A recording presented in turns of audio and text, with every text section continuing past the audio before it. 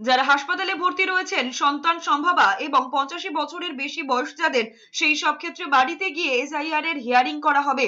SIR শুনানি নিয়ে টানা বিতর্কের আবহে এমনই নোটিশ দিয়েছে কমিশন। তবে 85 বছরের নিচে যাদের বয়স, তাদের হিয়ারিং এর জন্য আসতে হবে। বিশেষভাবে সক্ষমদের জন্য বাড়িতে গিয়ে হিয়ারিং হবে বলে কমিশন জানিয়েছে।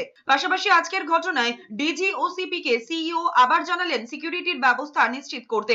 ডিএম সকলের সিকিউরিটির ব্যবস্থা করছে রাজ্য পুলিশের মাধ্যমে। BLA 2 সংক্রান্ত নির্দেশ ইসির থেকে আবেদন করেছেন সিইও। যে ঘটনা ঘটেছে, সিই মুরুগানের সঙ্গে সিইও তার রিপোর্ট চেয়েছে ডিএমও, ডিজি, নোডাল পুলিশ অফিসারের থেকে। যে অভিযোগ উঠছে পাইলট কার্ড দেওয়া হয়নি, সেই সবকিছু রিপোর্ট আসলে দেখবে সিইও। যদি এক্সট্রা সিকিউরিটির প্রয়োজন হয়, তার জন্য সেন্ট্রাল ফোর্সের আবেদন করতে পারে রাজ্য।